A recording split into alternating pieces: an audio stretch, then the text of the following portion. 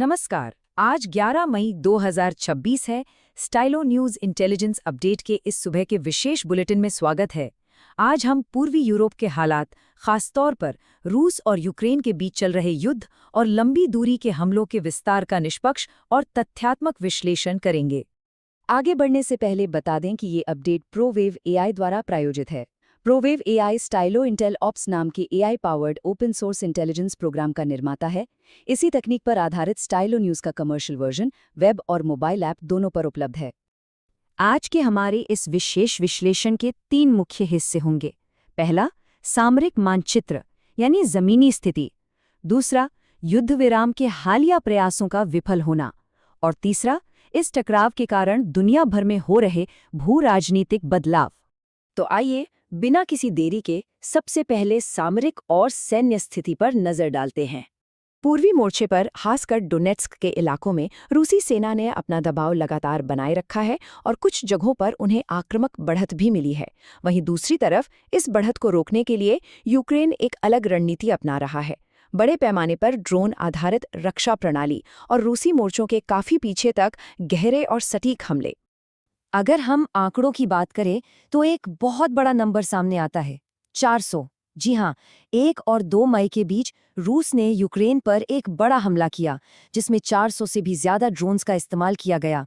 इनमें से लगभग आधे शाहेद मॉडल के थे। इस भारी हमले का सीधा मकसद वायु रक्षा प्रणालियों पर भारी दबाव डालना था। इसके जवाब में यूक्रेन भी शांत नहीं है। उन्होंने अपनी जवाबी रणनीति का दायरा क्रीमिया और रूसी सीमा के बहुत अंदर तक बढ़ा दिया है। उनका मुख्य निशाना क्या है? रूसी रसद, बेलबेक और साकी जैसे अहम सैन्य हवाई अड्डे और रूस के घरेलू तेल रिफाइनरी ढांचा। यानी युद्ध अब सिर्फ बॉर्डर तक सीमित नहीं रह गया है। सैन्य मोर्चे की इस गहमा-गहमी के बाद अब कूटनीतिक रणनीतियों और युद्ध विराम की वार्ताओं का रुख करते हैं। पिछले कुछ दिनों में कूटनीतिक मोर्चे पर घटनाक्रम बहुत तेजी से बदले हैं। 5 और 6 मई के लिए यूक्रेन की तरफ से एक साइलेंस रिजीम या यूं कहें कि अल्पकालिक शांति का प्रस्ताव रखा गया था, लेकिन ठीक 6 मई को ही निप्रो में भारी रूसी हमलों की पुष्टि हुई। इसके तुरंत बाद 8 और 9 मई को रूस ने अपनी विजय दिवस परेड को सुरक्षित करने के लिए एक तरफा युद्ध विराम का प्रस्ताव रख दिया। ये पूरा घटनाक्रम साफ दिखाता है कि ये प्रस्ताव स्थायी शांति के लिए कम और सामरिक फायदे के लिए ज्यादा इस्तेमाल हो रहे हैं। अगर हम दोनों देशों के नेतृत्व की बात करें तो उनके दृष्टिकोण में एक बहुत बुनियादी अंतर दिखाई देता है। रूसी राष्ट्रपति पुतिन का फोकस मुख्य रूप से सामरिक दैरी और विजय दिवस के आसपास की अपनी राजनीतिक छवि को बनाए रखने पर है। वहीं यूक्रेनी राष्ट्रपति ज़ेलेंस्की का रुख बिल्कुल अलग है। वो किसी भी छोटे-मोटे समझौते के बजाय पैट्रियट मिसाइलों की मांग और अपनी लंबी अवधि की सुरक्षा गारंटी पर अड़े हैं। इसी बीच कूटनीतिक मोर्चे से एक बेहद गंभीर चेतावनी भी आई है। रूसी विदेश मंत्रालय ने आधिकारिक तौर पर विदेशी सरकारों से कहा है कि वो कीव से अपने राजनयिक कर्मचारियों को तुरंत निकाल लें। चेतावनी साफ है, अगर यूक्रेन ने विजय दिवस समारोहों में कोई भी बाधा डाली तो यूक्रेन की राजधानी में बड़े पैमाने पर जवाबी हमले तय हैं। ये एक बहुत ही चिंताजनक संकेत है। इस युद्ध का असर सिर्फ इन 2 देशों की सीमाओं तक ही सीमित नहीं है। इसलिए अब बात करते हैं अंतर्राष्ट्रीय प्रभावों और बदलते वैश्विक गठबंधनों की। दुनिया के भू-राजनीतिक समीकरण कितनी तेजी से बदल रहे हैं, इसका अंदाजा एक आंकड़े से लगाया जा सकता है। 90%। पश्चिमी देशों के कड़े प्रतिबंधों के बाद रूस अब प्रतिबंधित तकनीकी आयातों के लिए 90% तक चीन पर निर्भर हो चुका है। ये कोई छोटा-मोटा व्यापारिक बदलाव नहीं है, बल्कि यह रणनीतिक निर्भरता का एक बिल्कुल नया अध्याय है। अंतर्राष्ट्रीय स्तर पर और भी कई ठोस बदलाव देखने को मिल रहे हैं।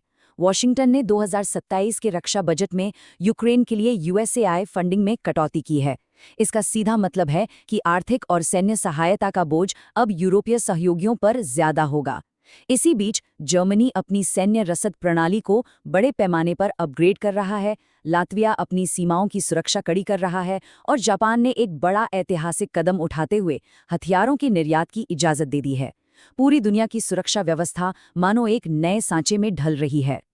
जमीनी और कूटनीतिक हकीकत के बाद अब थोड़ा रुख करते हैं सूचना तंत्र और सोशल मीडिया की भावनाओं की ओर। आज की डिजिटल दुनिया में युद्ध के 2 बिल्कुल अलग नैरेटिव एक साथ चल रहे हैं। सोशल मीडिया पर एक तरफ रूसी वायु रक्षा प्रणालियों की सफलता और घरेलू स्थिरता की बातों को जोर शोर से फैलाया जा रहा है। वहीं दूसरी तरफ दूर दराज की रूसी रिफाइनरियों पर यूक्रेनी ड्रोन्स के सफल हमलों की खबरें भी लगातार ट्रेंड कर रही हैं।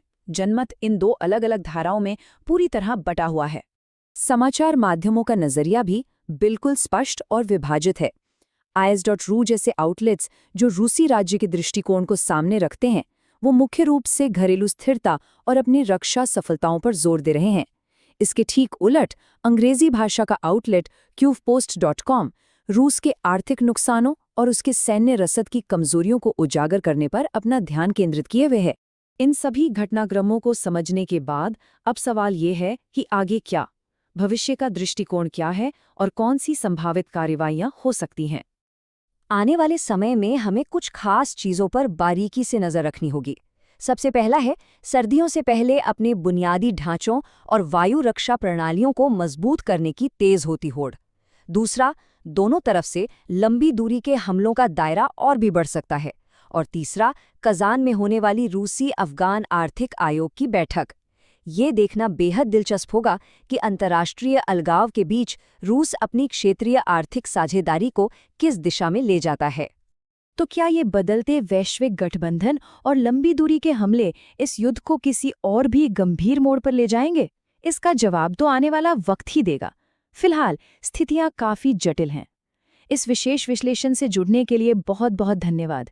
इस विषय की और गहराई में जाने के लिए अपने पसंदीदा चैनल पर स्टाइलो न्यूज़ इंटेल अपडेट का पूरा ऑडियो संस्करण जरूर सुनें। ऐसी ही सटीक, निष्पक्ष और AI संचालित खबरों के लिए www.stylonews.com पर जाएं और आज ही सब्सक्राइब करें। नमस्कार।